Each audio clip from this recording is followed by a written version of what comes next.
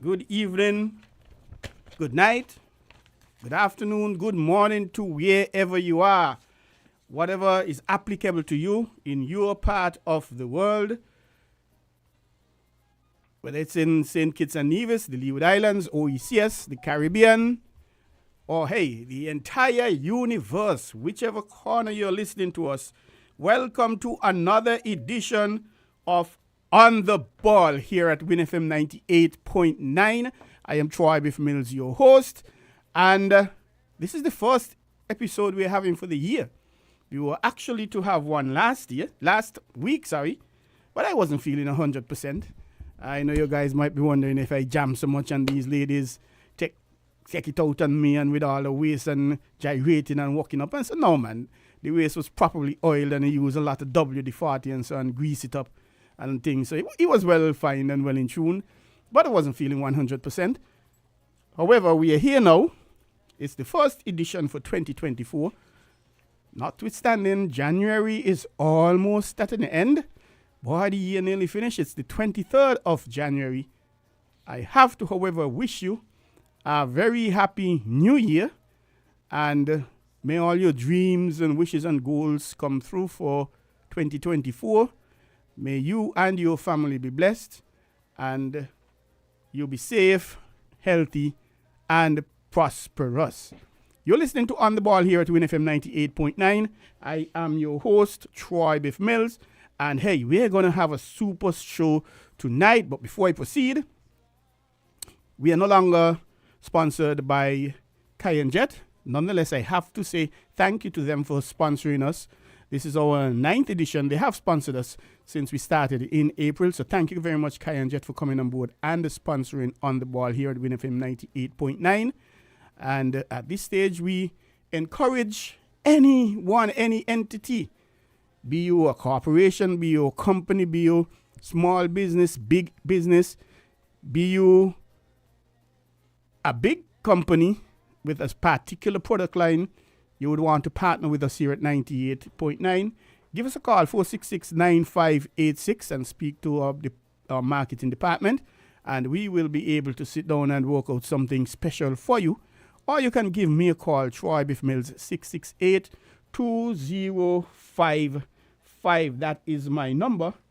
And we are going to be having a wonderful time. And of course, we accept your sponsorship, any package. On the Ball is heard every Tuesday night here at WinFM 98.9 from 7 p.m. to 9 p.m. with yours truly, Troy Biff Mills. And boy, have we got an interesting program lined up for you. And it's a lot of information we're going to be sharing. We're going to have a live in the studio guest tonight in the person of Mr. Eustace Maynard. He will be coming on here about 7:30, 7:45. We are also calling in from Nevis, Mr. Carlisle Powell, the president of the Nevis Cricket Association. And he's going to be telling us what happened, what transpired, what went down, whatever you want to call it, with the game, a Leeward Islands practice game that was held in Nevis, not last weekend, the weekend before. That game was actually rained out here in St. Kitts. It was to be Leewards for coming up against St. Kitts in a practice match at Warner Park. We had rain the first day, so the game didn't happen, or not a ball bowl, and that was completely washed out. And then on the second day, we had seepage under the cover, and that prevented anything from happening. So Lee was there going into a competition starting now before the tournament, and no doubt they're going to be looking to get in some practice still, but we're going to be hearing a little about that. A lot of cricket happening. We have Australia down under. They are entertaining the West Indies senior team. We have the ICC World Cup happening. Leeward Islands losing their first game, but they keep a youngster, 17-year-old from Antigua and Barbuda, making a century in a losing cause. And it's always tough. It's always rough when you have to make a century, but your team loses. And but these are the things that happen. It has happened before. And guess what? It won't stop happening. So we're going to touch a little bit about that. We're going to touch about the St. Kitts team. A lot of conversations going on about that. Who left out, who should have made it, etc. But we're going to start off with some netball. A notice coming out from the St. Kitts and the Nevis Netball Association, and it's an open call to all to male players. No age requirement. So you are invited to register as a national male player. And the registration opens January 31st and it goes until January 31st, 2024. The end of this month. And to register, contact the president, Dion French, here in St. Kitts, 668-6850. Of course, if you're a Kittitian living abroad, you dial 869. Or you can contact Mr. Alistair Thompson for registration. His number is 663-2204.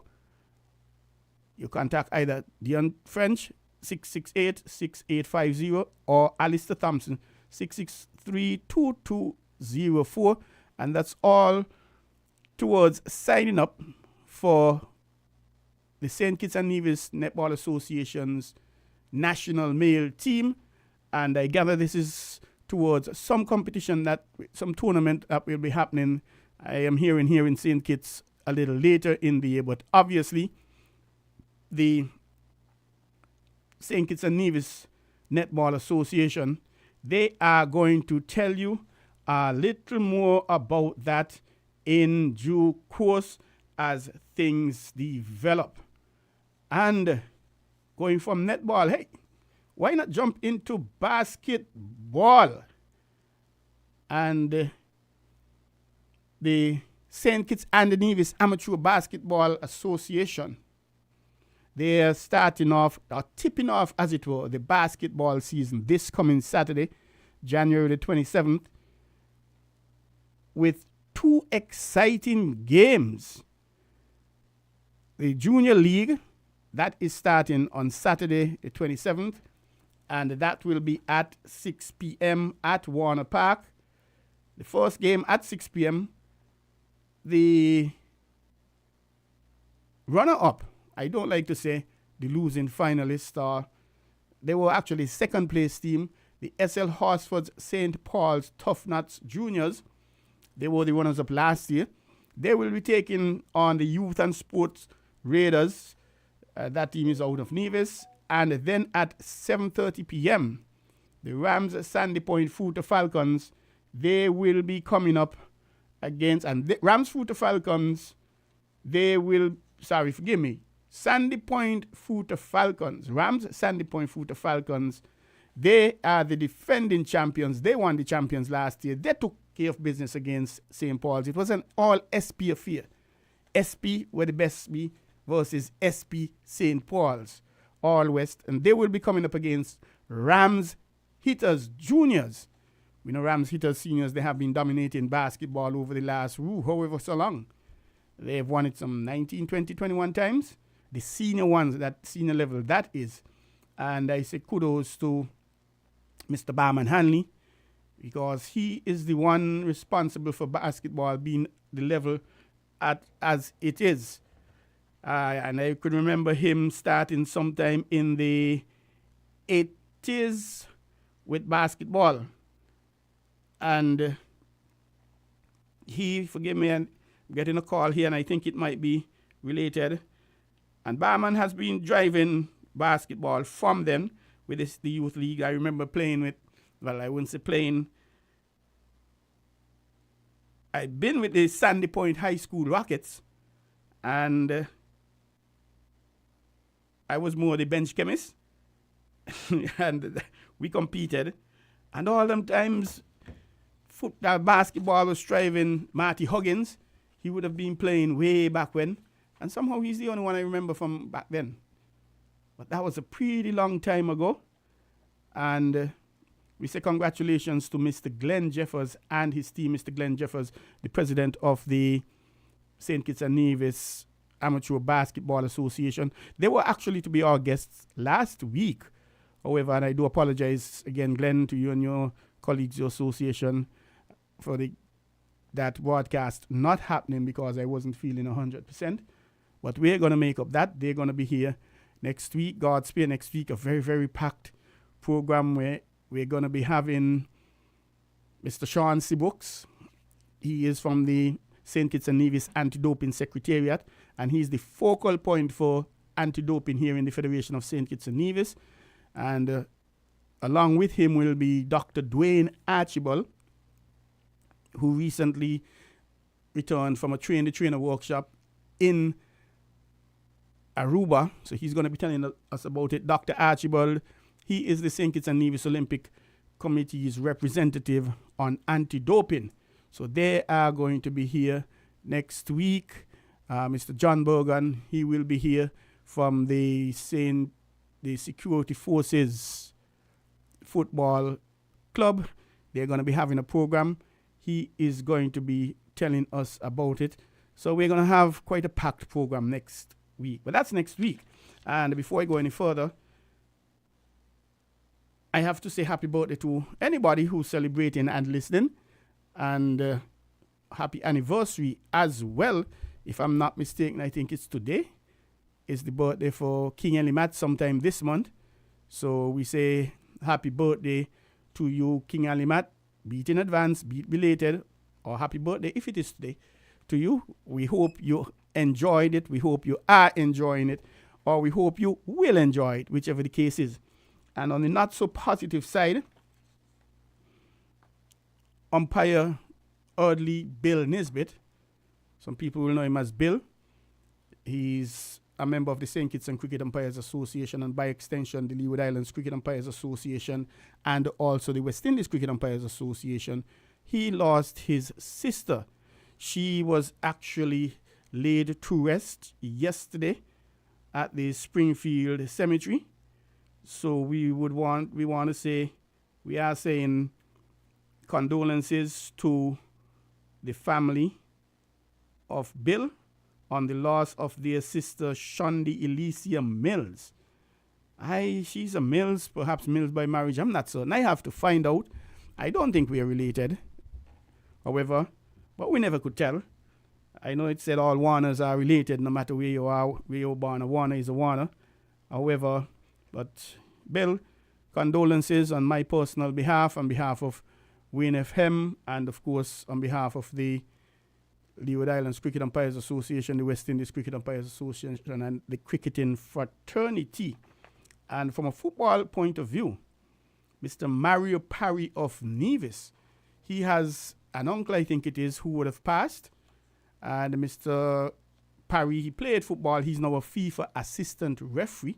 He's coming out of Nevis. And we say some apologies. We say condolences to you and your family on the passing of your uncle. And Miss Tully, Miss Kendria Tully of Connery, she is a referee assessor and instructor with the St. Kitts and Nevis Football Association. She lost her dad. Mr. Tully, he was laid to rest last week, Thursday, at the Springfield Cemetery. So, Miss Tully, we say condolences to you and your family, and to both yourself and the family and members of Mr. Tully and Parry's uncle. Condolences to you coming from the St. Kitts and Nevis Football Association, the referees fraternity here in St. Kitts and Nevis, the referees committee, and all football lovers.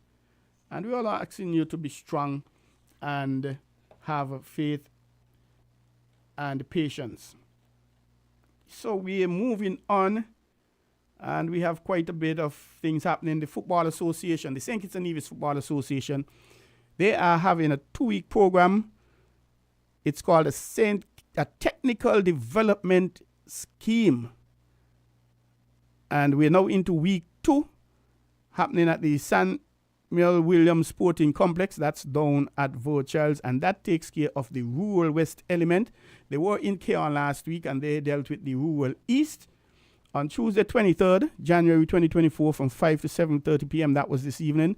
They'll be there again tomorrow afternoon, Wednesday, 24th, from 5 p.m. to 7:30 p.m., and also on Thursday, 25th to January to 5 to 7:30 p.m. So you're invited to go on out and, as a youngster, try to try out for the teams and see how far you could go. I think the ages go up to, from 12 it is, 12 to 15. And we encourage you. When I was growing up, we didn't have these kind of opportunities. We never hear nothing about no junior team. Yes, we went to school, Sandy Point High School I went to, and I could recall every year we played one football game. If this year we played against Bastia High, next year we would play against Keon High, and the following year we would play against Technical College. And it was the same thing with cricket. In Sandy Point, for whatever reasons, we didn't know anything about the St. Kitts on the 19 team. And I remember Mr. Stuart Rollins, Stuart Daff Rollins out of Sandy Point. He was always a very, very good footballer, cricketer. He played some basketball and track and field. Oh, he had the most beautiful 400. When you look at him, he just looks so picturesque. And he didn't play for any of these teams. And I believe, had we known about it for whatever reason, were we included in the selection, were we considered, I think he would have gone on to play for the West Indies youth team, the under-19 team. But that wasn't to be. He made the St. Kitts and Nevis senior team. But now, these youngsters, you turn on the TV any time of the day, 24/7, you're seeing football, you're seeing cricket, you're seeing basketball, you're seeing whatever. And we didn't have that. We had to wait every 4 years to see World Cup football when they show it. And then when it's finished, you wait another 4 years, same thing with cricket. But now you're hearing it, you're seeing it on your phone even. And so these youngsters need to capitalize on these opportunities. And we are guys making £400 or £500 a week. Some people don't make that from a year. Forgive me. Don't make it in a month. And what they make for players making a month, some people don't make that in a year. And these are the opportunities, football, cricket, track and field even, the scholarships we have to work on. And let us get into some World Aquatics Championship. And we're talking about exciting development for the aquatic sports in St. Kitts and Nevis, where Troy Nisbet, I nearly said Troy Mills, and Coach James Weeks, they are set to join Jennifer Harding Marling as part of the national team at the upcoming World Aquatic Championships in Doha, Qatar. The dynamic trio will proudly represent the federation on the international stage. And Weeks and Nisbet, I wonder if Weeks is related to me, because my mother was a Weeks before she got married. They are marking a significant moment in the country's aquatic sports journey, and they will be showcasing their talent and dedication of local coaches and athletes. The full contingent, led by Jennifer Harding Marling, is poised to make a splash. I like that, splash, at the championship, competing alongside elite athletes from around the world. The representation at the World Aquatic Championship reflects the commitment to excellence and the pursuit of sporting achievement in St. Kitts and Nevis. The athletes and coach departing for Doha carry the hopes and aspirations in such prestigious event, and that is a testament to the hard work and the skill. As they embark on this international venture, the entire nation wishes Jennifer Harding Marling and Troy Nisbet and Coach James Week the very best, hoping they achieve great success and make St. Kitts and Nevis proud on the global international scene. And Miss Harding, if I'm not mistaken, I think she is a lawyer, and she is living in Canada of Kittitian heritage. So she will be part of the contingent. And she's known for her prowess in aquatic sports. And she's a source of pride for St. Kitts and Nevis.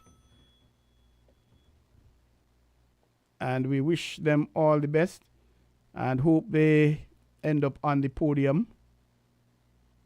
And this is actually an exciting moment. And the St. Kitts and Nevis Aquatic Association, they're really doing some wonderful work. We're into track and field. And we're going to give a little bit of information. We know there was the Bastille zone of their championship that was held last week. And we know Nevis, they had some relay happening there. So we're going to touch on that a little bit. And President Bridgewater. And again, I remind you that you're listening to On the Ball here at Win FM 98.9. I am Troy Biff Mills. And I invite you you can call in at any point and discuss anything you would want to talk about. And we appreciate it. Make your contribution, clarify anything. And we'll be glad to take your calls, your questions, whatever you would want to take. And in terms of a message from the president's desk, and that is the president of CANOC, the Caribbean Association of National Olympic Committee, and it reads, "Dear friends, as Caribbean people in sport, we have a long-held tradition to recognize those who have won medals at major international competitions. We often elevate the achievers to a level of national recognition that pose a challenge for the recipients as they strive to sustain the respect, love, and admiration we have for them. Unfortunately, we do not always take the time to engage them enough in the very society in which they live, such that they impact successive generations." And hey, I think that's a good point. When you look at it in 21 years ago, was it? 2023, Kim Collins, he was the fastest man in the planet when he won the gold medal at the World Championship. And have we capitalized on that? I am not too certain. But that's another question for another discussion for another day. The Caribbean Association of National Olympic Committee, or CANOC, takes this opportunity to extend our most sincere congratulations to Alfonso Bridgewater, or Bridges, on his recipient of the honor of the Most Excellent Order of the British Empire, that's an OBE, for services to sport and sports administration. The Companion Star of Merit, the second highest national civilian honor of St. Kitts and Nevis. Alfonso has been involved in sport for most of his life, but most of our members would know him as the president of the National Olympic Committee of St. Kitts and Nevis. And he has been the president since 1992, I think it was. 92, 93, somewhere down there, 92, 93, 94, where he has served with a distinction, pride, and amiable disposition that has endeared him to the sport families in his nation, but also well beyond its shores to the international community. Possesses of a flair for communication, I like that, of the highest order, and tremendous insight into matters impacting sport around the world. Alfonso has carried himself everywhere with immense humility and an eagerness to assist whomever and whenever needed. He personifies the best values attendant to sport and is ever willing to raise challenges to the existential global sport order. Alfonso has served our Caribbean region and the Americas through his status as an executive member of Pan Am Sports, and persuaded his nation's government to take on the awesome responsibility of hosting the General Assembly of the Commonwealth Games Federation. The honors that Alfonso has received while in large measure, are for his remarkable contribution to sport in St. Kitts and Nevis. CANOC argues that they are deserving for much more. They are deserving because of who Alfonso has developed to be, an example for many in and out of the sport. Congratulations to a brother, a friend, an advocate for what's best in all of us, an administrator par excellence, and a profoundly committed character. And congratulations to you, Bridges. This is really a very, very powerful achievement. And we say congratulations again. And we wish you all the best. And keep going from strength to strength. And Bridges has been at the helm of the Olympics here in the Federation for quite some time, 1994 to now. So that's what, 29 years? And that is a very powerful thing, Bridges, and we really appreciate it. And he has really been all over. He has been a national football coach, and he played a bit of football, a national player. I think he was involved in coaching the netball team and quite a few other achievements. So, Bridges, we say congratulations to you. And we wish you the best. And we go to take a peep at some track and field news.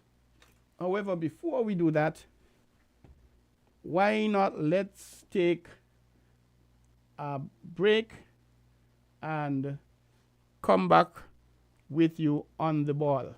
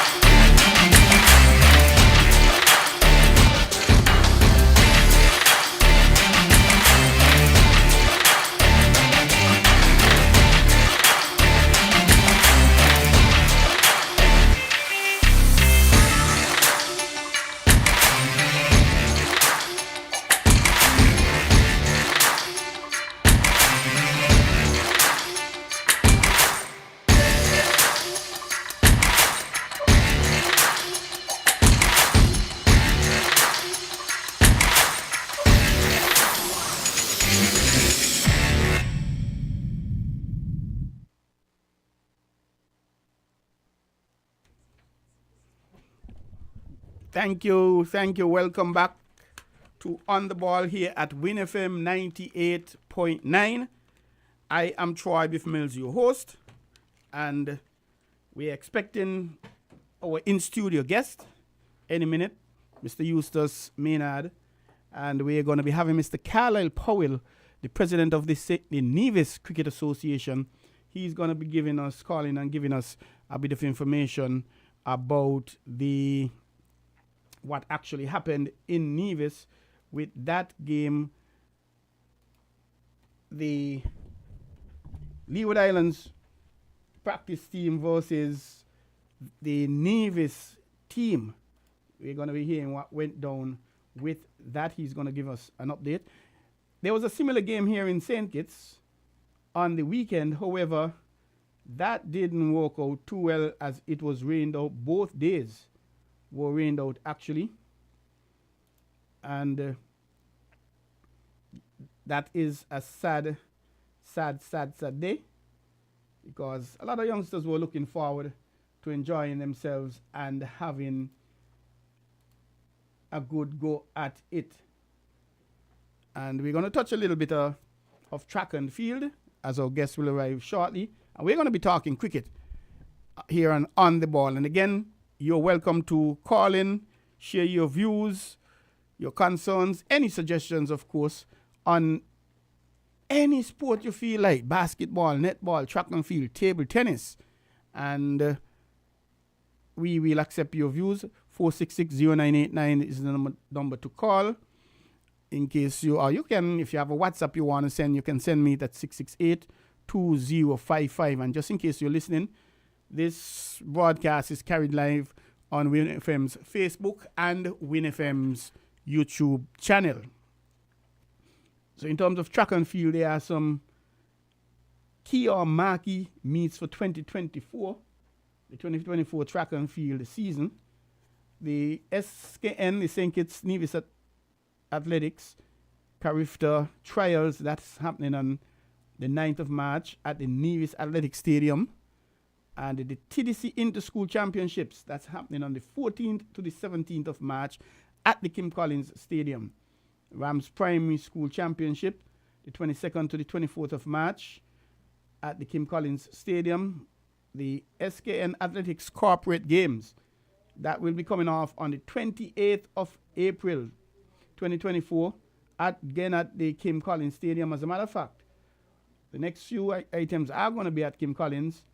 The SKN Athletics Club Championship, or for short, I'll say the SKNA Club Championships, the 26th of May 2024, Kim Collins. The SKN National Championships, the 15th and the 16th of June at the Kim Collins Stadium. And White Sand Carambola OECS Championship, the 6th to the 7th of July.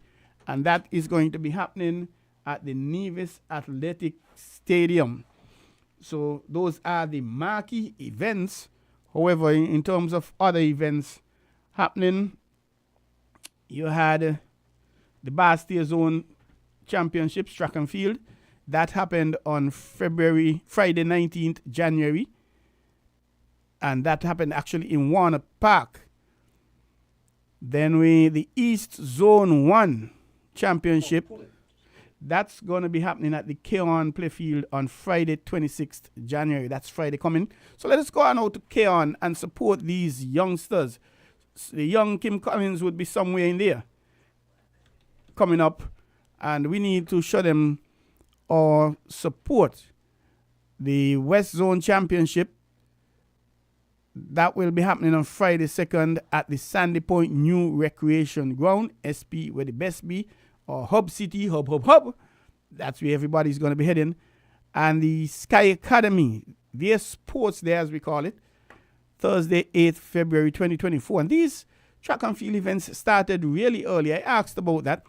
And part of it was the fact that Easter is a little earlier this year. Easter is, I think Easter Monday is the 1st of April. That's a Monday. And so because Easter comes up, and sometimes Easter is in March, sometimes it is down in April. It depends. It changes every so often. And the Keon High School They are out of the blocks in terms of high school. They're supposed to Sunday the 11th February 2024 at the Molyneux Plain Stadium. Tyrrell Williams, we're going down west. They are Sunday the 11th as well at the Virchilds Playing Field. Maurice Healy Memorial Junior School, they're supposed to Thursday 15th February at Kim Collins. The Immaculate Conception Catholic School, or convent as it was previously called, Friday 16th February 2024 at Kim Collins. The Giant Malt Final Zonal Championship, Sunday 17th February at Kim Collins. Saturday 17th, pardon me. The Charles E. Mills Secondary School, the champions of all champions when it comes to track and field here in the Federation of St. Kitts and Nevis, having won the TDC Inter-School Championship something like 20-something times out of 40-something. But I think they should just name it the Charles E. Mills Secondary Track and Field Championships. Right, Jamster? Jamster is my technician on duty. Good night, Jamster. How are you, sir? And I think they're going for an 8-peat. I think they've won it for the last 7 successive years. Let me take back that. They've won the championship the last successive time, not years, because we didn't have any 2020 and 2021 due to Corona. And I think, if I'm not mistaken, they would have had an 8-peat some time ago, and they're going for another 8-peat again. And it's all happening Sunday the 18th February, Sandy Point New Recreation Ground, Bastille High School. They're having theirs on Sunday the 18th February. I wonder if these days correct, because these are two of the biggest giants in the Federation in St. Kitts when it comes to track and field, if not the two biggest giants. And one is having sport there in Sandy Point, and one is having their sport there, as we call it, at Kim Collins, both on Sunday the 18th. Normally the crowds go around and support each other, big crowds, but then this crowd, chances are it's going to be split. But anyway, the National Bank Private Schools Championship, that is Friday 23rd February at Kim Collins. Edgar T. Morris, Sunday 24th February, Tabernacle Newton Ground. Saturday 24th February as well, there at Newton Ground. The Jinxing Up Classic, and these are all track and field events. They are Jinxing Up Classic, Sunday 25th at the Kim Collins. And K-On Primary, Thursday the 29th February at K-On Primary. Dr. William Connor, Dean at Dean Glassford, Joshua Obadiah. They are Friday the 1st March at Patsy Allers, St. Peter's and Molyneux respectively. That is Dr. William Connor. On Friday the 1st, Dr. William Connor will be at Patsy Allers. Dean Glassford will be at St. Peter's. And Joshua Obadiah Williams will be at Molyneux. On Saturday 2nd, we have a triple header, so to speak. Irish Town will be at Kim Collins. Dieppe Bay Primary will be at Dieppe Bay Playing Field. And Sandy Point Primary will be at the new Sandy Point Recreation Ground. That is Saturday 2nd March. Sunday 3rd, we have a triple header here again. Washington Archibald at Kim Collins, Bronte Welch Primary at the Boyd's Playing Field, Sadler's Secondary at Sadler's Playing Field. Thursday, the 7th March, Beach Allen Primary will be at Kim Collins, while the Cotton Thomas Comprehensive will be at the Patsy Allers Playing Field. On Friday, the 8th of March, we're having 4 sports there, as we call it, track and field. George Moody will be at Kim Collins.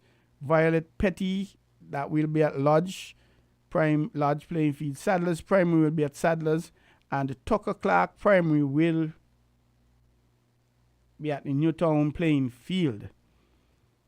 Saturday 9th, we're having St. Paul's Primary at the St. Paul's Sporting Complex.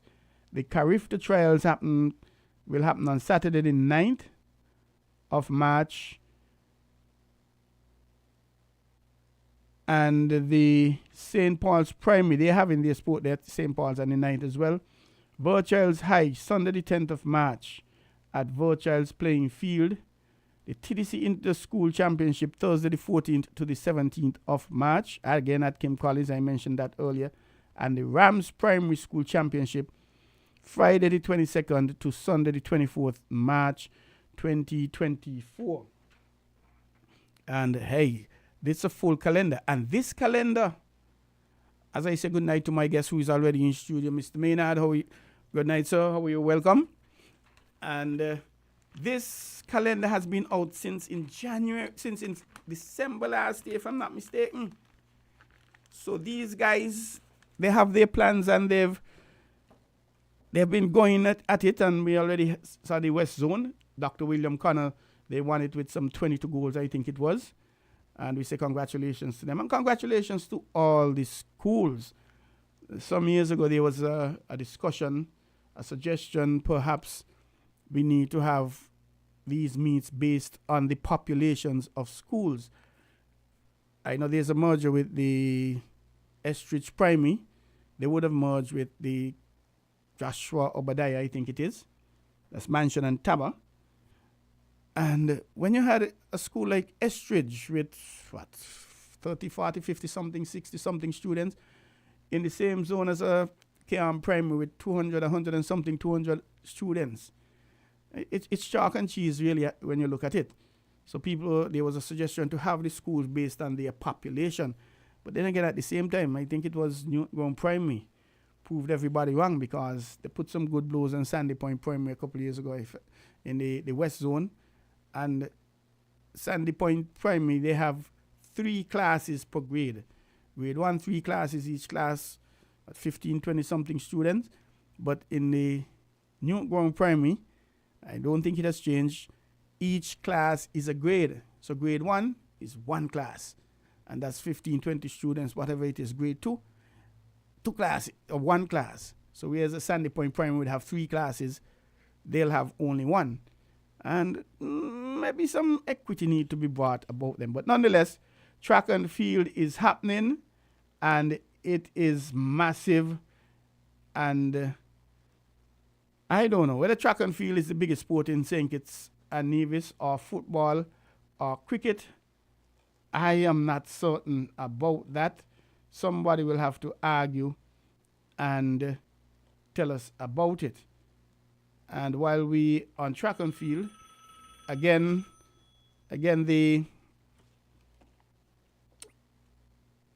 the Sean Seabrooks. He is the Anti-Doping Secretariat, and he's the focal point for anti-doping in the Federation of St. Kitts and Nevis, as well as Dr. Dwayne Archibald, who just returned from a train-the-trainer workshop in Aruba. They are going to be on the program next week. They were to be, both of them are going to be here, and they're going to be talking about anti-doping. So we welcome them. And I say that because Minister Duggins, he reaffirmed his commitment to clean sport, and he would have signed the declaration in a meeting he attended, Kingston Declaration, he attended last week, and he, along with other few ministers of sports in the Caribbean. But Sean and Dr. Archibald, they're going to tell us about that. Sean would have gone to Jamaica with him, so they're going to tell us a bit about it. But anti-doping, of course, in sport, a big thing. And they're going to be letting us know what is happening about with that.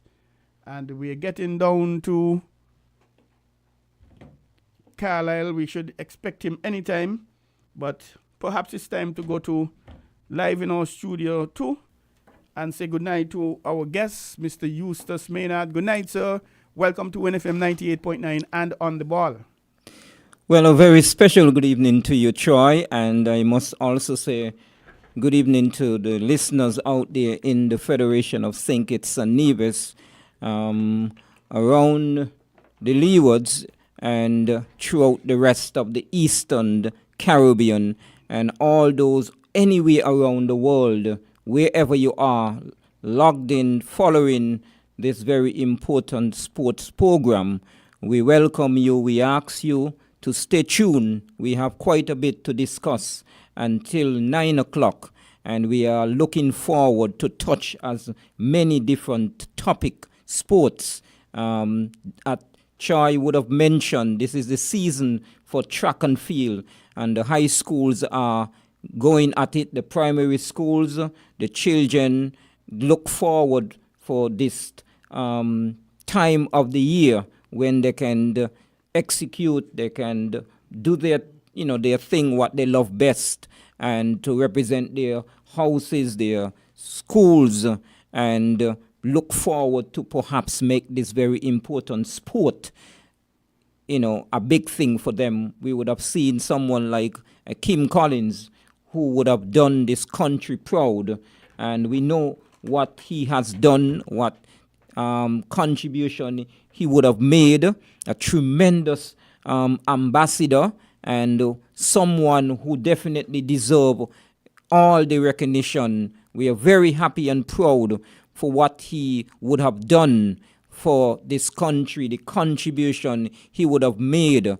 And I know for sure that there are any of our athletes, I sure, would definitely would like to, if not achieve what Kim Collins would have achieved, because he has achieved so much, but at least if they can get on the big stage and perhaps represent our country to the best, to the fullest, whatever potential they can develop.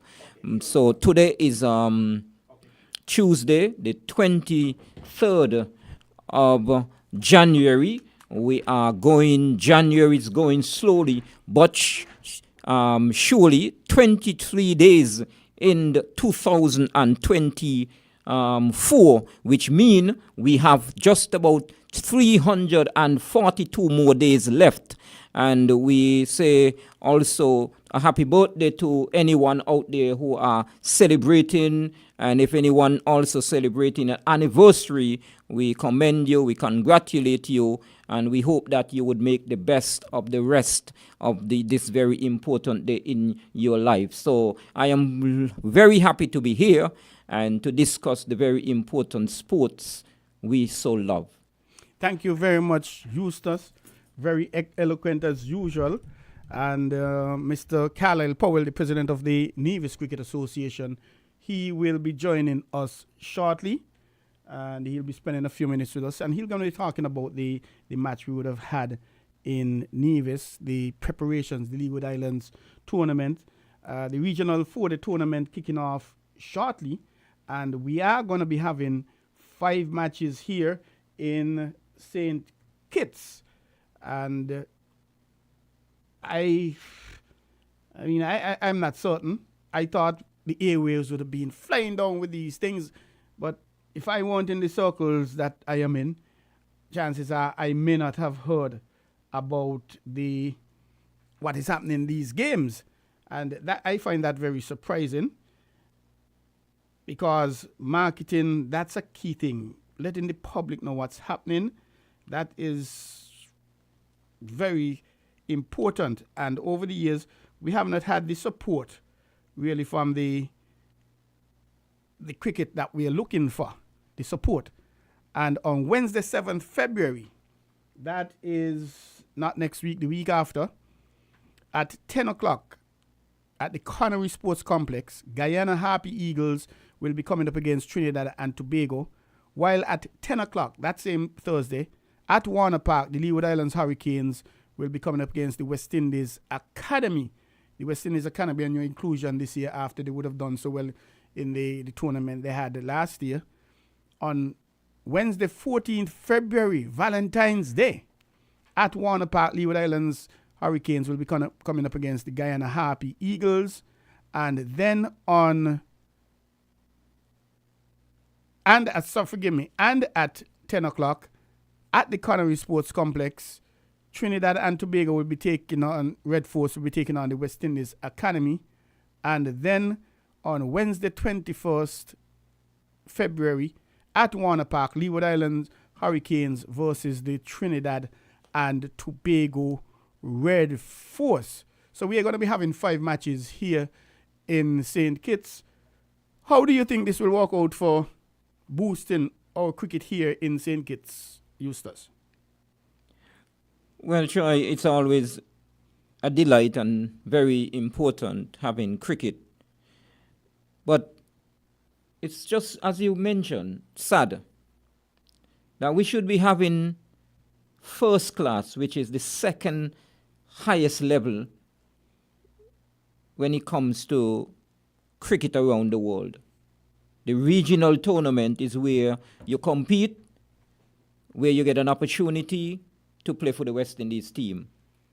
And at this high level, with this high level tournament, you're not hearing anything in terms of the advertising, the awareness, giving the public the opportunity to support the Leewards team, which St. Kitts happened to be part of the Leewards, and the matches would be played here, and as you rightfully mentioned, at Connery, at Warner Park, and these are games where many supporters, citizens, over the years, going way back, when especially those days when the competition was tight, you had players who were good enough to play at the highest level, but because the competition was so tough, was so tight, it was difficult to get into a West Indies team having so many great players around at that time. You have this very important tournament, and as you rightfully mentioned, you're not hearing anything much, whether on the radio, what media, what forum you can say that you would have heard the cricket, a big buzz around the island talking about this very important tournament. So there's a lot more need to be done in reference to advertising, so people can be aware that cricket is coming to St. Kitts, so they can, come out, as you rightfully mentioned, only because we are so much involved. So we are aware what is, scheduled to take place. But how many people know? And it's important to make people aware, to advertise. Advertise is a big thing, is a very important thing, to communicate. Communication is very, very important.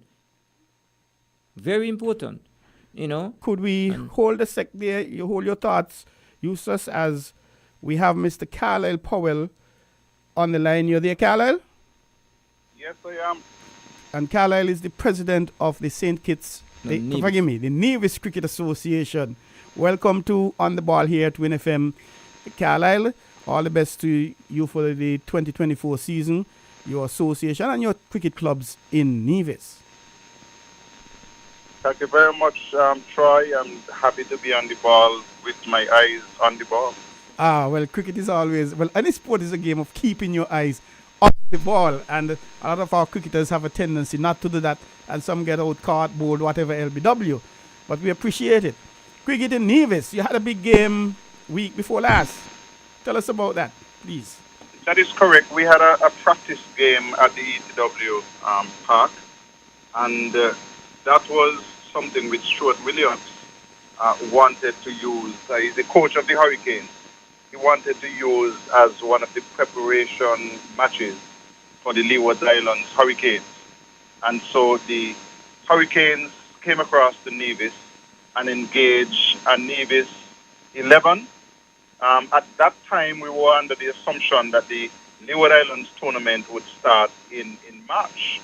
And so we had already postponed our tournament, just put a freeze on the local domestic tournament. And we were now going into prep for the Leeward Islands matches. We are now learning that those matches have been postponed even further. But for the match specifically, the Hurricanes batted first and were bowled out for 270. They batted for all of day one, which was this Saturday, and a small piece of day two. 270 all out, and we had a good score. Mikhail Louis looked really good for 121, and the second top score, the only other person on that side to get a half century, was Zawandi White. He got 53. The wicket takers, Onaje Amri got 3 for 65, Bosu 2 for 39, and Colin Archibald 2 for 35. I should tell you that we negotiated that the players from Navies who play with the franchise would play with the Navies team. And so those players played with the Navies team, Archibald and Onaje Amri, and they played with Navies. When Navies batted, the Navies team reached 190 all out. And this game went way down to maybe about 5, just a little bit after 5.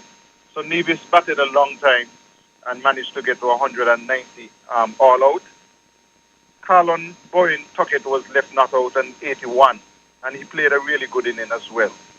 For the Hurricanes, Hayden Walsh picked up 4 for 45, and Terrence Ward picked up 2 for 32. Those were the main bowlers for the Hurricanes. So a good prep match. My only disappointment, and we didn't negotiate this, perhaps when we're getting our team ready, because the Hurricanes is our team. When we're getting it ready, we probably should have thought about playing a 3-day instead of a 2-day game, so that the Hurricane guys could have had a second chance at bat. You know, that would have given them even better prep going into the tournament. But my understanding is that they were to play against St. Kitts last weekend. That match was rained out. Correct. You see, so it's even more critical that they had gotten more work in the first game, because they were able to bat once and they were able to bowl once. So at least they got to see their batting and their bowling. And they were hoping to, try new things against St. Kitts, where the Navy's players would have been back with the Hurricanes. And I suspect that if St. Kitts negotiated the same way that we negotiated, that the players from St. Kitts would have played for St. Kitts. And so you would have had a chance to see them playing against the Hurricanes and testing themselves against a different quality of bowling and batting and so on. So that was that game, Troy. And you're most correct, Carlisle. The game, regrettably, here in St. Kitts, not a ball was bowled. The first day, it was rained out, and then the second day, there would have been seepage.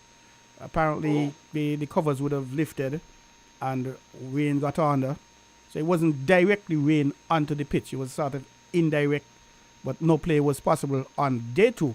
And like you correctly mentioned, missing out on that critical match, it means then that the Leewards, from what we're understanding, would have only had one practice game going into a 4-day competition. I like what you said about the 3-day. But how do you think that will affect the Leewards, and if so, how much? Well, my understanding is that the Windward Islands team will come to St. Kitts early, and that there will be practice. I don't know, is the Windwards or the academy? They will have 2 other matches. It might be the academy team coming to St. Kitts early and playing some practice matches against the Hurricanes. Okay. So we'll get other chances to watch the guys and to help to prep them. But I'm thinking, though, Carlisle, the Leewards would have known whenever that the tournament is going to start on the 7th. Correct. Would they have had enough time to plan a 3-day match, or how many 4-day matches? Because even with a 3-day match, I'm still concerned you're going to compete for 7 matches in a 4-day competition. So mentally, you have to be mentally prepared to play cricket for 4 days, and you have to be physically prepared to play cricket for 4 days. So with having 2 days and 3 days, how much are you missing out in preparation for a 4-day match? Albeit, they saying 2 days and 3 days better than none. But what are your thoughts? Not a hell of a lot, because you would know that now that the test teams, the tours are shorter. Remember in the old days when West Indies toured England, that we played a number of county games. And when touring teams came to the Caribbean, they played all of the sub-regional teams. That does not happen anymore. And what you find happening is that test teams on tour now play 3-day matches instead of the old-fashioned 4-day matches to get ready for test matches. And so that seems to be the new norm, that you do not play the exact amount of days that you are practicing for. But I would be happier if, in hindsight, if the Hurricanes had been prepping with 3-day matches for the 4-day tournament rather than a 2-day match for the 4-day tournament. Okay, I don't know if my colleague, I have with us live in the studio, Mr. Eustace Maynard. Don't know if he has any question for you, Carlisle. Any comments? Sure. Hello. Hi. Hi, good evening to you, and welcome to our program this evening, and we are very happy for the reports so far. I would just like to ask you, in reference to the players who would have done or played or been around in the Leewards for some time, and what are your impression in reference to the players, if you perhaps look at maybe say the opening batsmen, or who you feel should maybe given the opportunity to start?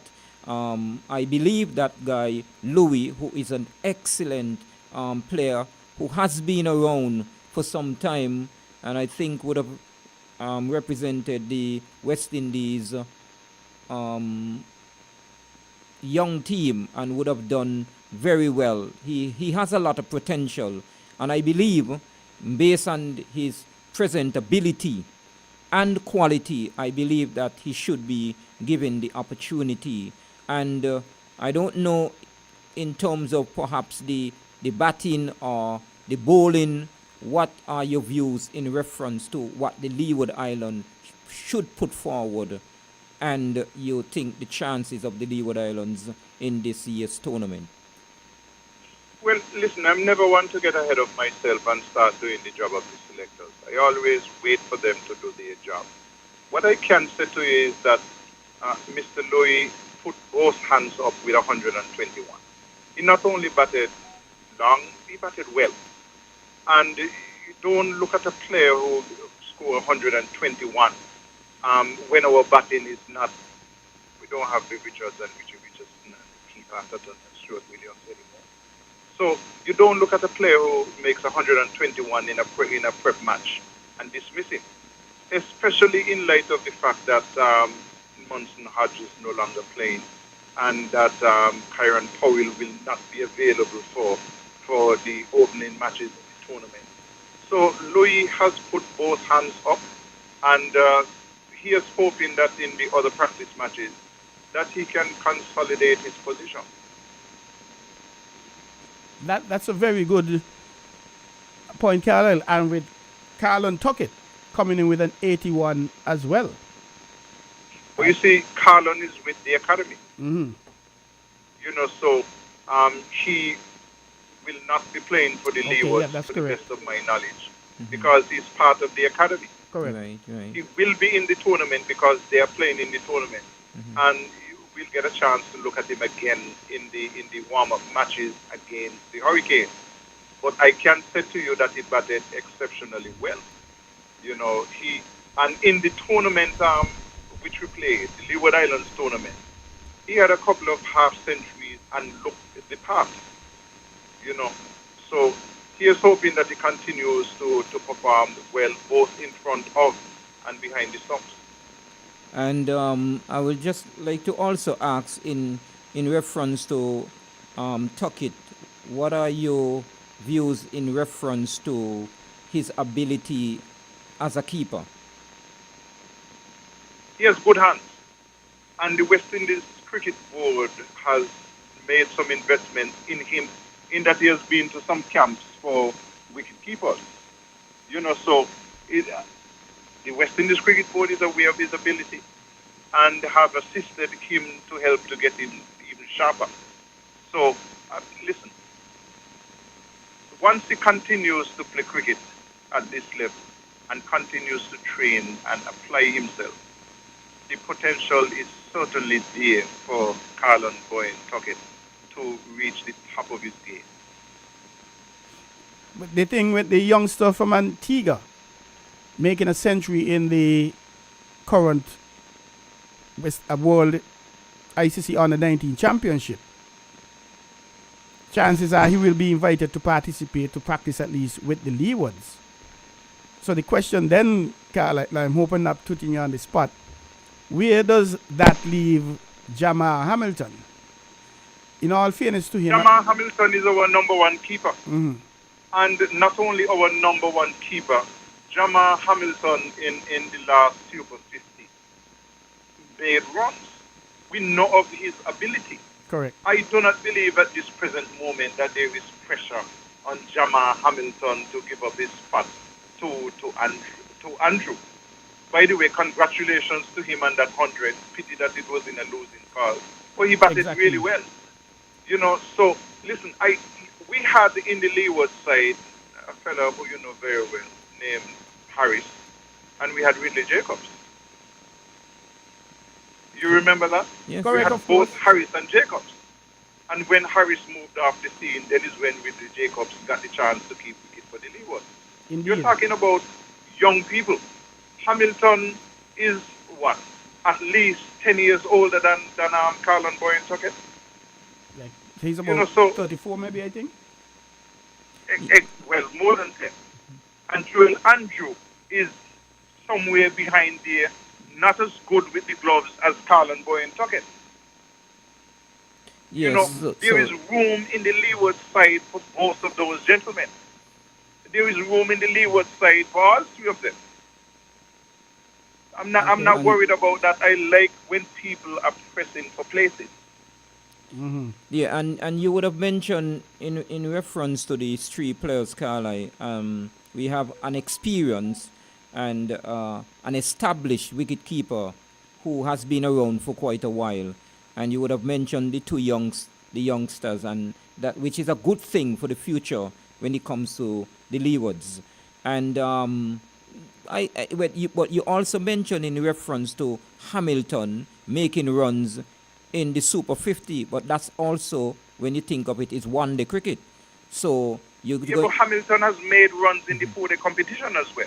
I only refer to the Super 50 because it was the most recent outing for Hamilton. Correct. Okay. Mm. Yeah, he has been around for quite a while. He has quite a bit of experience, and he also, fortunately for him, too, played for the West Indies, in a match or two. So he has also international experience. And when you look at perhaps the players who we have available for the Leewards, we don't really have the type of experience, because as you rightfully mentioned, Hodge is not available or maybe gone into retirement, and your son is not available for the first few games, so that's quite a bit of experience, especially at the top.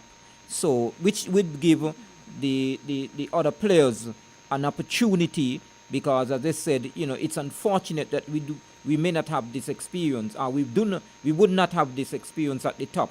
But the unfortunate normally brings the fortunate, because there would be, fortunately, that other players will be given an opportunity, and rightfully so, because Louis would have done very well, and I believe definitely someone for the future, and given the opportunity, because you only need the opportunity. As you rightfully mentioned, Harris and Jacobs were in the team at the same time, because Jacobs was mainly a batsman, and a very good batsman. So he made the team as a batsman, but at some point in time, Harris decided we will not go into the reasons, because there's so much that I can say. Because when Livingston Harris will top the batting aggregate in the regional tournament for 4 consecutive years, top the batting aggregate and average in the regional tournament, but couldn't get a chance to play for the West Indies team. So he would have done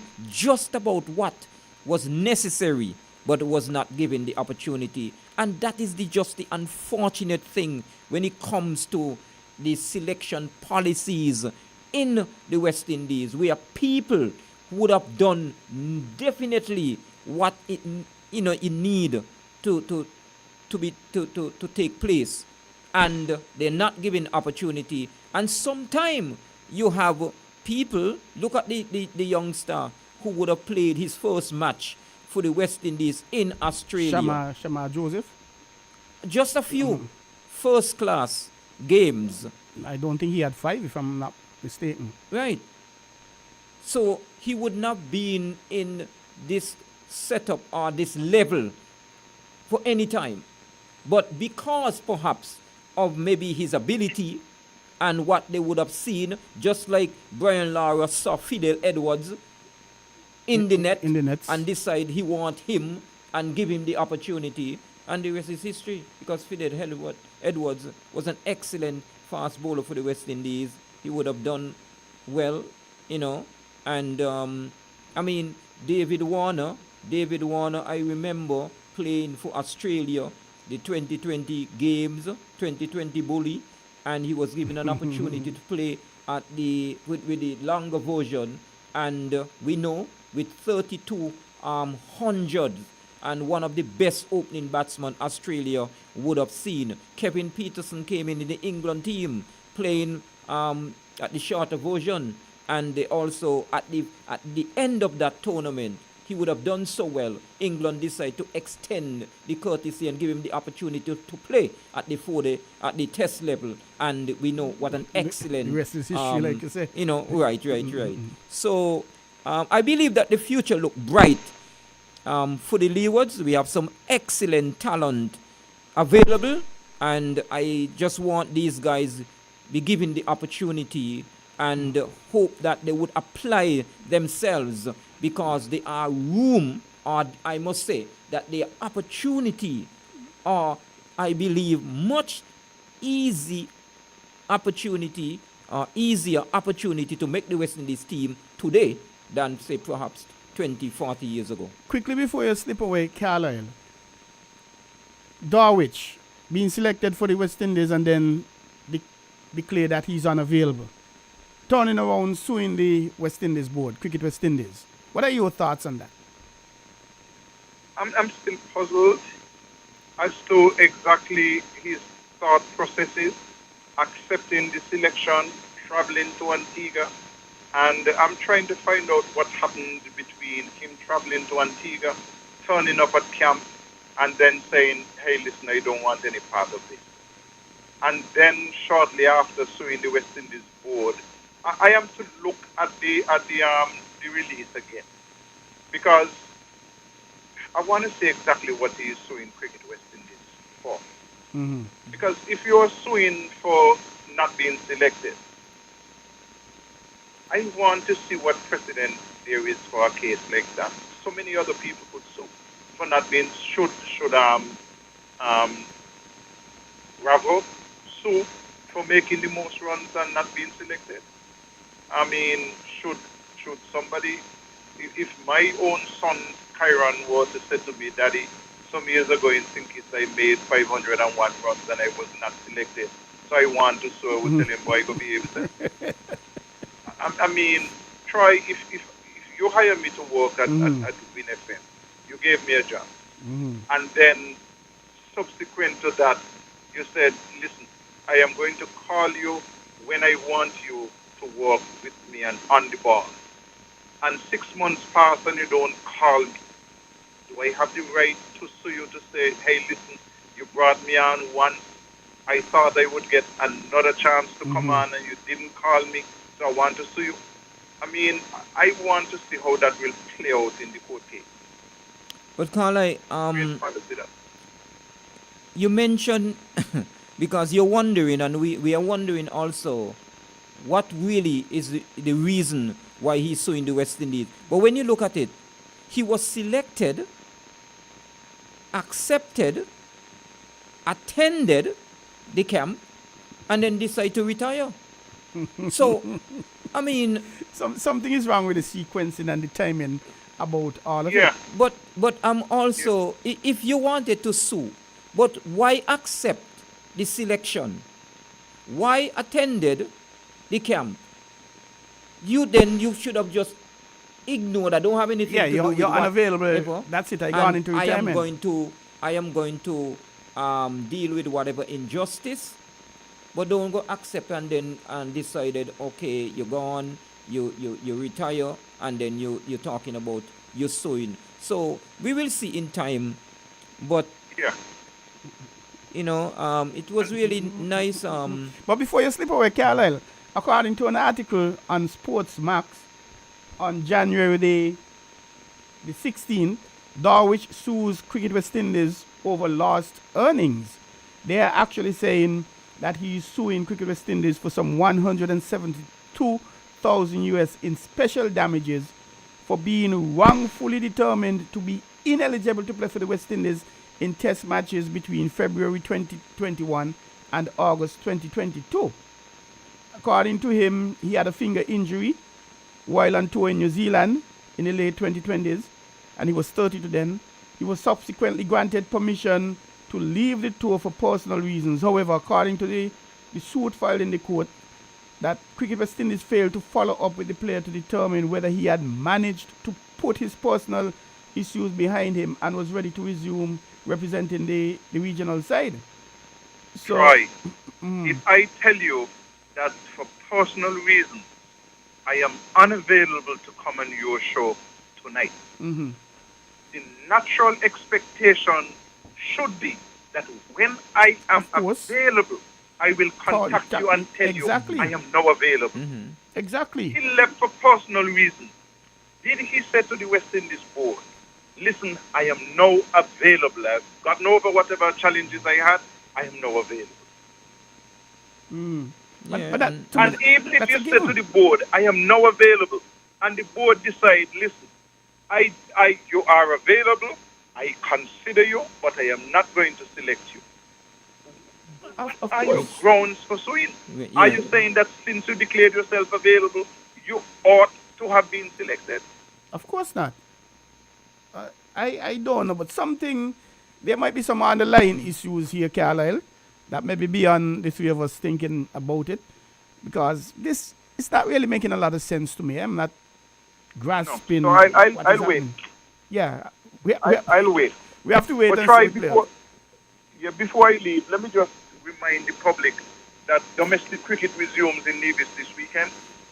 On Saturday, the Masters will be playing at VOJN. I have to look at the notice and see. Let me see. I think I have the fixture right here beside me, so I should be able to tell you who will play on Saturday. These are matches which were postponed from December, because in December we hosted a team here from the United States of America, and so these are matches that were postponed from the 16th of December. Youths of Nevis will be playing against the Masters at VOJN, and on that very same date, Empire will play against Highlights 1 at the ETW Willett Park. And then on Sunday, New Vision will play against Jets at VOJN, and the All-Stars Cricket Club will play against Brown Hill at the ETW Willett Park. So 2 matches on Saturday, 2 matches on Sunday. Domestic competition resumes in Nevis, and we try to play cricket for about 11 months of the year in Nevis. We just take a break every now and again to accommodate that team that comes in from America and other activities which might be happening. But we try as best as possible to play cricket in Nevis for 11 months of the year. And what type of cricket is this? This one is 40 over cricket for Division 1 and 35 overs for Division 2. And what we're going to do between now, this is just January, the board will be meeting next week. So once we confirm that the 3-day competition will be coming up in June, what we are going to do between now and then is that every other week we'll play 2-day prep matches. And then once we hit a month before the Leeward Islands 3-day competition, we'll suspend our competition again. and get our team ready by playing strictly to the matches between select teams. Oh, by the way, I should say to you that we are in very close final discussions with the St. Kitts Cricket Association about the resumption of the Berridge Howell. We are going to have to make sure that we get our budget right and approach sponsors. But we're looking at resuming the Berridge Howell, which traditionally was played at WIT over the WIT weekend. Correct. But this year, what we are trying to do, since this is the big 50th anniversary of Culturama, the Cricket Association has been in discussions with Culturama, and they have offered 2 Sundays, that is the 28th of July and the 4th of August, and we have gladly accepted those. And Dennis and I had discussions last weekend. So this year will be an exception in that the Berridge Howell will not be played at WIT, but we want to capitalize on the big Culturama 50th anniversary to have the Berridge Howell resume during the Culturama. So 1 match on the 28th of July and a second game on the 4th of August. The 4th, of course, is the Sunday before Juve morning. So we expect that those 2 Sundays will be 2 big crowds in terms of the games, so that we can resume the Berridge Howell, which was the foundation for so much of our cricket here in St. Kitts and Nevis. So you're telling me, Carlisle, I should be coming up on Sunday the 4th of August to look at cricket and perhaps find a chick up in Nevis, stay for the night, and then just go straight into Juve? Well, look the chick before. Okay, I'll look the chick. But I must congratulate you and your committee for what you're saying here. Not only about the Berridge Howell, but this cricket. You've been playing and you're trying to play for 11 months.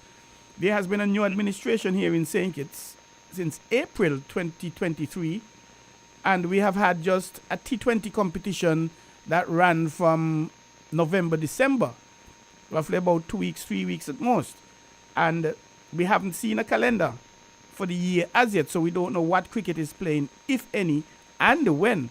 So in the light of that especially, I must commend you and your association for this. And perhaps this is an indication why you have 6, 7, 8 test players and another 1 or 2 on the horizon, and St. Kitts, we're yet to get a test player here in St. Kitts.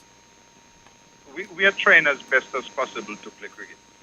And so we have a 10-10 competition, we have the 20 over competition, and then we have the 35 and 40 over competition, and we will also be having some today cricket, because today cricket is the foundation for all cricket. Exactly. So we are not leaving out that. Yes, Carlisle, you rightfully mentioned in reference to cricket being played in Nevis, and it is really sad, to be honest. For the last 10 to 15 years, we were denied, or the players over the last 10, 15 years were denied of giving the opportunity to play for the Leeward Island team. Because if you don't have a Leeward Island tournament, and unfortunately, they used to select the team based on perhaps people who were there already. Because if you do not have a tournament, what criteria are you going to use to select a team, right? So are you going to select it based on the sentiment, based on experience, based on because you can't select it based on performance because there's no tournament. So it is good that you as the president and your association is making things happen by making sure that the guys are given the opportunity to play cricket, and by giving the opportunity to play cricket, they will be given an opportunity to develop their craft, their trade, their skills, and then given an opportunity to play for the Leewards and perhaps move on. So we definitely need to commend you, and just want to ask, you're confirming that the 2 games would be played in Nevis? Correct. We're making use of the Culturama program. Okay. It doesn't make sense to have one all down of that here big and crowd coming home for Culturama and say, hey, listen, let's carry one of these games to St. Kitts when the people are in In Nevis. We have Nevis. a ready-made audience. Okay.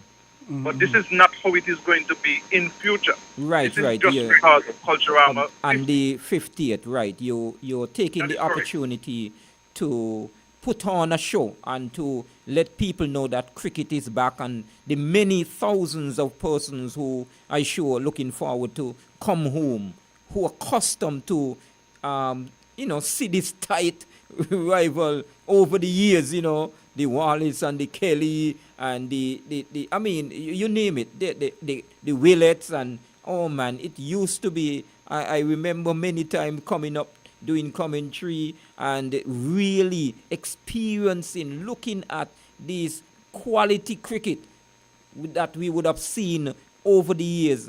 I mean, you're talking about people who dedicated themselves and put their best foot forward. And it really was a great experience to experience these matches over the years between St. Kitts and Nevis. We are just hoping that when the time comes, the weather, because that is the most important thing. The weather is great, and normally we get good weather around that time, blazing sunshine, and this is what I would definitely hope, that the master will not bless us in terms of the showers. We definitely need it, but I don't mind showers after the cricket. Thanks a lot, Carlisle, for being a part of On the Ball. And you got on the ball, you stayed on the ball, and you kept your eyes on the ball, which really, that's all about the basic. And congratulations to you and your team. And we, of course, look forward to having you again on the ball in future. You there, Carlisle? Oh, we seem to have lost him. And thanks nonetheless, Carlisle. You're listening to On the Ball here at WINNFM 98.9. I am Troy Biff Mills, your host. And with me, we have in the studios Mr. Eustace Maynard. We have some 27 minutes, Eustace. We have to touch the West Indies on the 19 tournament. We have to talk about West Indies down in Australia, what is going to happen, how it's going to happen. And Carolyn made a good point about Louis putting up his two hands, not one hand, two hands, and saying, hey, I'm here, I'm ready to open for the Leeward Islands. I know you've been a champion for the Louis for some time, and they maybe it's a good thing that game didn't play. I don't know. Maybe it is a sign, because there was an issue here in St. Kitts. I don't know if you would have heard the chatter about the younger brother. There's Jeremiah Louis, Michael Louis, and I can't remember the younger brother, an all-rounder as well. Him and Rashid Eddie not making the St. Kitts team when Rashid would have gotten the most wickets for St. Kitts in the LA tournament. But that's another discussion. On the 19 Cricket World Cup taking place, West Indies in Group B losing their first match with the youngster from Antigua and Barbuda, the wicketkeeper, coming up 130 in the losing cause. Actually, a valiant effort by him, but not enough to take them over the rope. And the next match comes up against Scotland. So, but quickly, if we look at the points table, users in Group A, India won one match. They've played one match so far. They've won it. They have 2 points.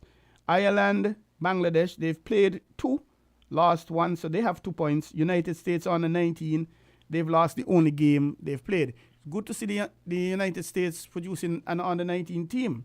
In Group B, England out in the lead, winning both matches. They have 4 points. South Africa winning 1, losing 1. They have 2 points. West Indies lost the match they played. Scotland lost the match they played. So West Indies in third based on their run rate. And they're coming up against Scotland in Group C. Australia, they won the only match. So they're in first. So did Sri Lanka. Australia ahead by goal by net run rate. Zimbabwe and Namibia, they lost the match they played, and Zimbabwe in third on the better run rate. And in Group D, New Zealand winning both of their matches, Pakistan winning the only game they played. Nepal on the 19, they've lost their match. Afghanistan on the 19, they've lost both matches, so they are fourth. And in terms of the matches coming up, we have Sri Lanka versus Namibia on the 24th. That's a Group C. West Indies versus Scotland, a Group B, on the 24th as well. And Nepal on the 19th versus Pakistan, a Group D. In terms of West Indies and the youngster, the wicket keeper, he had 100 and a century, but West Indies lost the match. Yes, Carl shared his view, but what do you think will be happening in terms of him and progress and support for the Leeward Islands team? And while you get your thoughts together, Well, South Africa would have defeated us by 31 runs. South Africa, they would have batted first and they made 200 and, oh boy, it look like I'm having a little freeze here. So continue your thoughts while I get this figured out. yeah. Well, as you know, you have a tournament and some teams get out and they perhaps get a good start, but not because you get a good start mean that you're going to have a good finish, because it's very important for you to have a good start and you continue to build on that start, because in the last World Cup, they won the cricket, you had Australia losing the first two games. Mm-hmm. But who is the champion? Who was the champion? Who won the tournament? Who won the World Cup? Australia had a bad start, right? So West Indies losing the first game, that don't mean that they will lose It's the the end of- tournament it's or the they end of the cannot win world. the tournament, right? They just have to, that done gone, and they just have to get themselves together, and the next game, they will have to go there and put their best foot forward. And losing is not an option.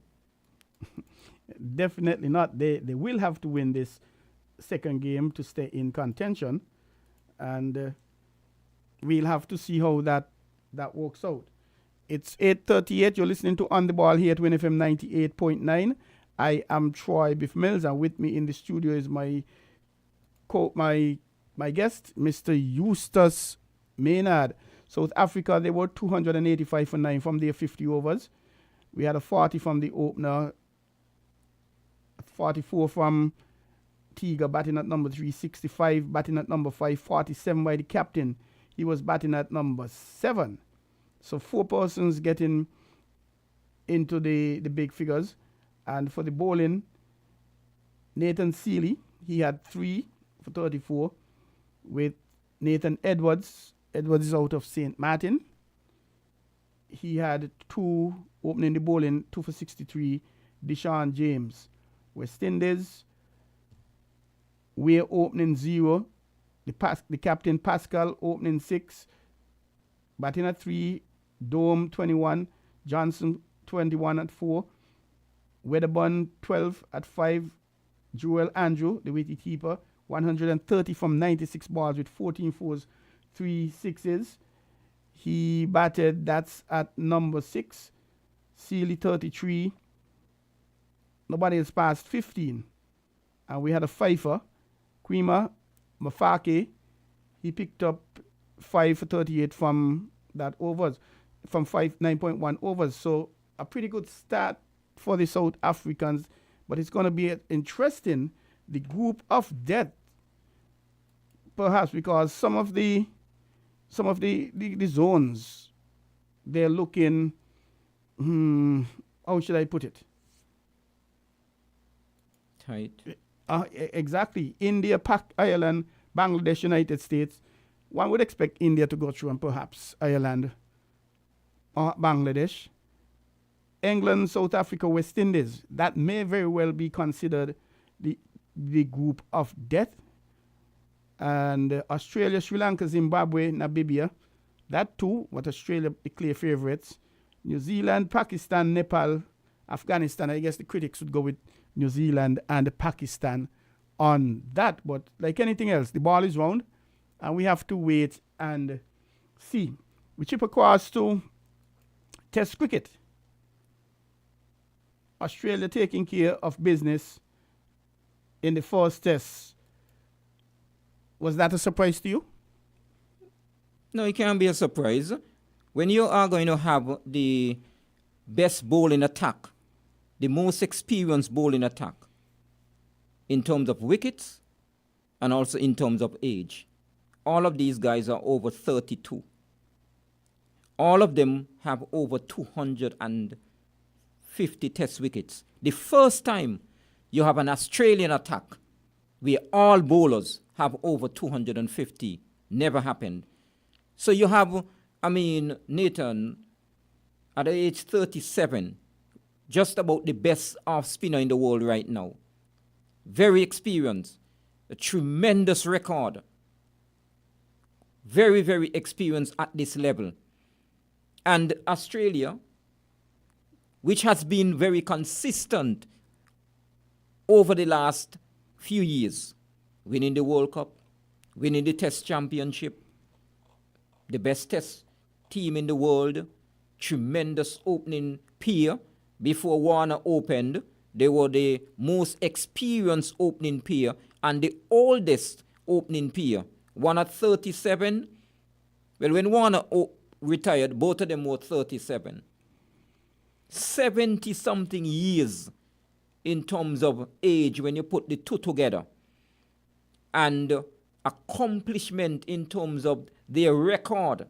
Tremendous for Australia. So when you look at this present Australian team playing at home with the kind of form Australia is in, it's no surprise. On the other hand, West Indies going to Australia with 7 uncapped players. 7. And I made to understand that Bravo was selected and turned it down. Maybe because of the injustice which was done to him in the one-day tournament. You being the best player, the top in your class, but you can't get the crown. You can't get the trophy. When you do well, you should be rewarded. You should be afforded the opportunity to get your crown and to wear. But can't that be useless, the fact that the head of the selectors, Desmond Haynes, he told the world that, hey, we're going really for youth. So that is why Bravo wasn't picked in the first instance. But it's tremendous execution and demonstration of hypocrisy when it comes to Desmond Haynes. Desmond Haynes left the international scene at age 38 and still was asking to continue. Bravo is 4 years younger. That was then. This is now. So many things have changed between these. Yeah, but when it comes to selection of a team, because he put in Johnson Charles, who is not a batsman. Johnson Charles is a woofer.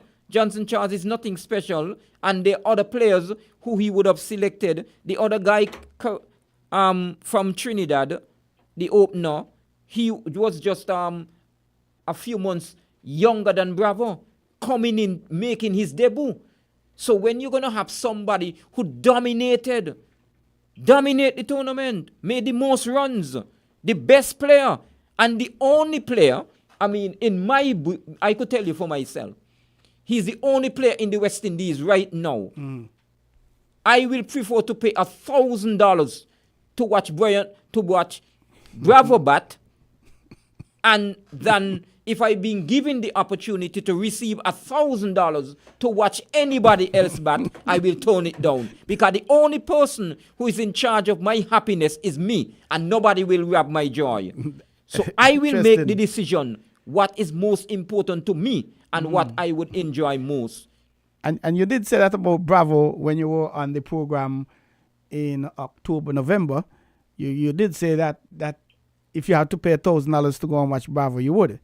But that's interesting. But Shamar Joseph coming out with a fiver, batting at number 11, 36 from 41 balls in the West Indies first inning.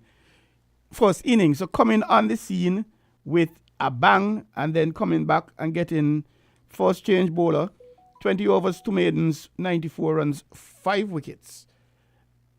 What is that telling us about his prospects as perhaps leading the charge for West Indies down the road based on development? Well, I think he's an excellent find. He has pace, which is very important, and he has the right attitude. He really wants to do well. He's serious, he's committed, he's dedicated, and he is somebody who, and we know that when it comes to the sports, especially now, cricket, which the guys are making so much, in terms of income. And there are so many opportunities, leagues all around the world. We never believe in our lifetime that we will see cricket even being played in, say, somewhere like a USA, America. We would never believe that. Especially if World anybody Cup. had to ask us 50 years, 100 years ago, where we are not that old, but ask anybody, even before our time, if they would see any cricket being played, they would want to know if the person is dreaming. But they're not dreaming in 2024, because the World Cup also would be played in USA. And you also mentioned, in reference to the West Indies current, not the West Indies, the World Under-19 tournament, that the USA is in this tournament. So, but it's a very good find for the West Indies. But I'm telling you, with so many different type of tournament matches and all kind of things going around the world, this guy could get a call, just like Narayan at age 24, got a contract to play in the IPL. I think he has gotten a call. Is it? No. Let me just continue. Narayan got a call to play in the IPL at age 24. The same time he got called up to play for the West Indies team, Narayan turned down playing for the West Indies and went down in the IPL and collected, because he was given a contract for $750,000 US. That is over $1 million in Trinidad currency. So he was already a millionaire before he played for the West Indies. Before many and every single player, that was the dream, to wear the maroon colors. People imagine today, look at the Jason Holder, not interested anymore. And the Puran and Heckmeyer and all of these guys, they're not interested in playing no test cricket and representing the West Indies. These guys are interested in making money. Imagine you had the greatest cricketer the world have ever seen, who would have represented the West Indies from 1954 to 1974. Made the West Indies team at age 17 and retired at age 37. So Garfield Sobers, an outstanding, I'm telling you, player for the West Indies. And which we know also he broke the record, which the record was 364. And he made 365, which happened to be his first test 100. Imagine.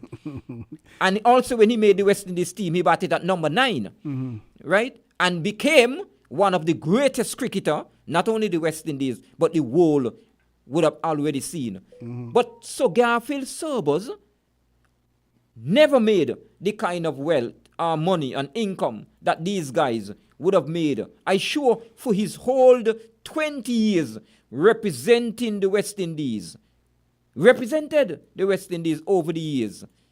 And I sure he never made nowhere close the kind of wealth.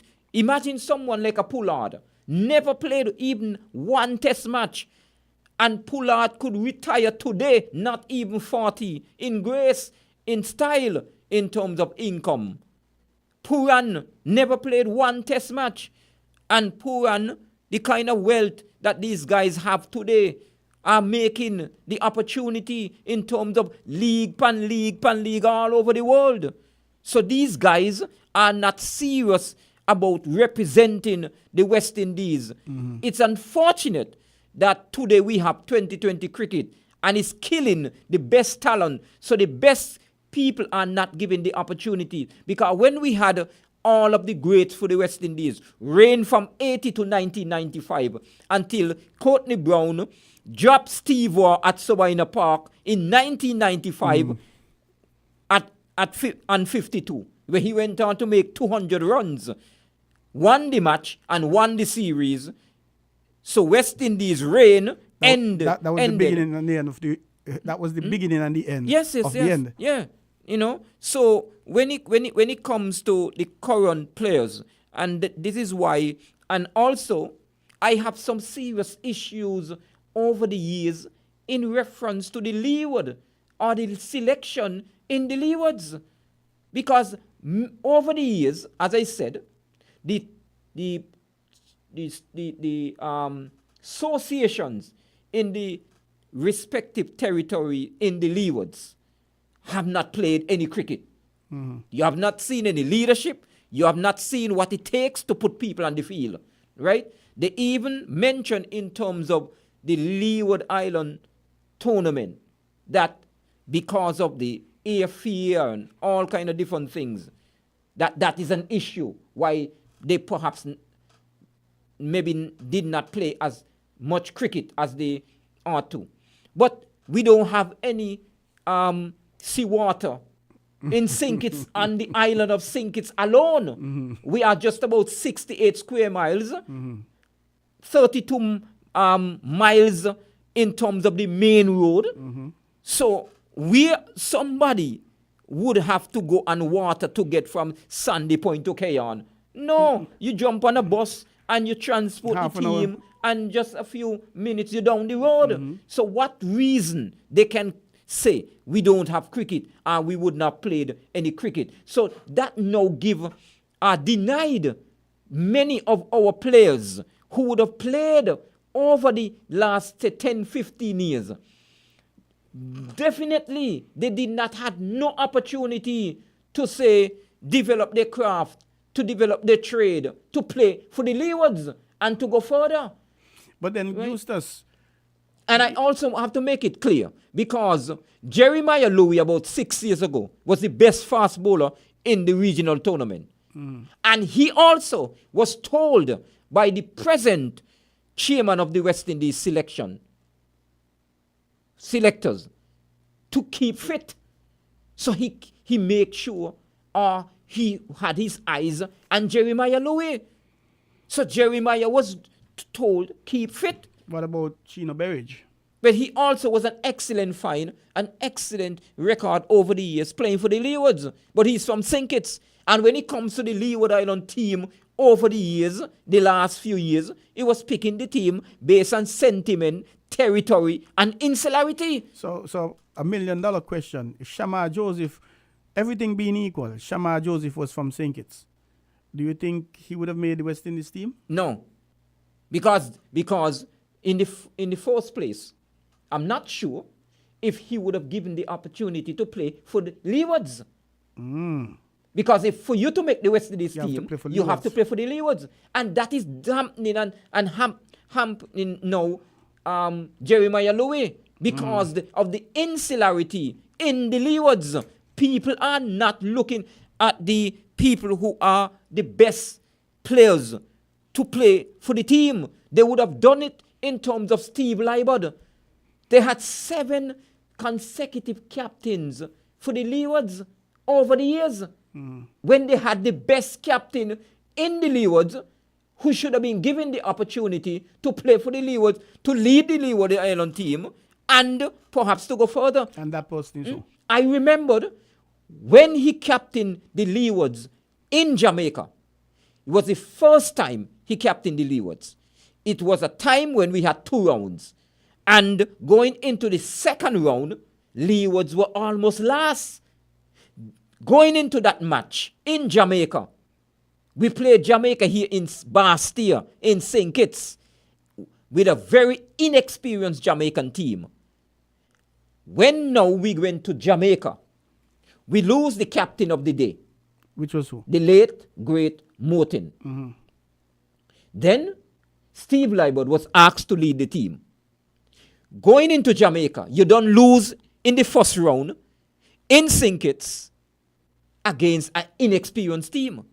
Now you're going into Jamaica with a young captain in his first match as captain against a very experienced team, because 7 players at that time came back from the West Indies team. Gale, I mean, your powerhouse of the outstanding Marlon Samuel, and all these other, Jerome Taylor. It was a strong Jamaican team at home, and Steve Libert in his second inning with a brilliant 100 and led the Leewards, beating Jamaica in Jamaica, demonstrating, executing his quality as a leader. Today, he is the coach of the female under 19 team. And I'm telling you, and this is... Remember, he was also the captain of the West Indies under 15 team. Well, correction. Sorry, the vice captain. He was the vice captain. Of the West Indies under 15 in New Zealand. Concerned, he was setting the field. So he was the captain. He was more superior than all of the other guys on the field. So he was leading the team. And unfortunately, out of that team, only 2 players never played for the West Indies team. Steve Libert and a guy from Trinidad who is presently a doctor in Trinidad.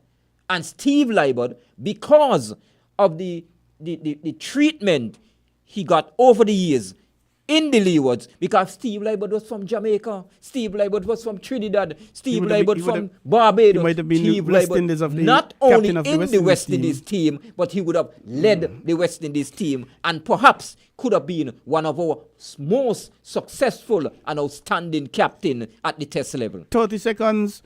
What are your predictions on the upcoming game, the second and final test match, West Indies, Australia, and that will be happening on February the 4th, Sunday. Forgive me, the 25th, Thursday, the 25th to the 29th of January at the Gabba, Brisbane. What are your predictions? Well, I am predicting that cricket comes out on the winning side. Unfortunately, the West Indies have a big task, have a lot of work to do. You're coming up against the best team in the world. You're coming up a team that is seriously on form, outstanding. When you talk about a bowling attack, that, I mean, right now, as I said, the most experienced in terms of matches, in terms of age, and it is not going to be easy for the West Indies. But opportunity for the West Indies to go there and put their best foot forward, represent themselves. The young guy came out shining, and even the Australian crowd also appreciate his contribution, and he also looked very, very good with the bat, and I believe he has some batting ability, something that the West Indies can try to develop, because he can perhaps come in the future a very good all-rounder. But I am looking forward to enjoy some good cricket, and at the end of the day, that we have something to celebrate from that, maybe seeing some outstanding. Chandra Paul also was outstanding in his previous series, but for some reason he is not getting it right. Maybe, who knows, he might just get it right in this upcoming test match. West Indies 188 all out, 128 all out in the first test. Not good. How do you see them? You're talking about a test match going or finishing under 3 days. A test match is 5 days. What are your predictions in terms of these scores? Are they improving on them? Well, based on the pitch, because that is very important, that the guys choose to play, look at the shot selection, use the discretion a lot more wiser. Be more patient, because you're playing cricket for 5 days. It's not a 2020 match. I like right? that. So it is very important for you to be as patient, as committed, as dedicated. Apply yourselves. Patient. You must have patience and work hard because they have talent. They do not have the experience, but as a team, together, as a unit, you can achieve more. Eustace, thank you very much for being on the ball, and you have been on the ball, and you stayed on the ball with us tonight as we discuss cricket here on WINN-FM 98.9, and obviously you're going to be invited at some point in the future. And I also must take the opportunity to say a happy new year to you, to Jamster, to this station, and to the rest of the nation, and to every single person who listened this program this evening anywhere around the world. I wish you a happy new year. Hope that it will be quite rewarding, successful, and prosperous, healthy. And if you can make some well. Thank you very much. For that. Thank you very much, Eustace. And we must also say a very big thank you to Mr. Carlisle Powell, President of the Nevis Cricket Association, for calling in and giving us an update about the match, Leeward Islands versus Nevis in Nevis, that practice game. And we thank you very much for coming in and actually doing that, Carlisle. And we wish you the best with the resumption of the league. And as we wrap up, a reminder, open call to national male netball players. So perhaps that is something Jamster might consider as well as yourself. It'll be interesting to see the three of us train out for the netball, the male netball team, gentlemen. So contact Dion French, the president, 668-6850, or Alistair Thompson, the vice president, and Alistair is in Nevis, 663-2204.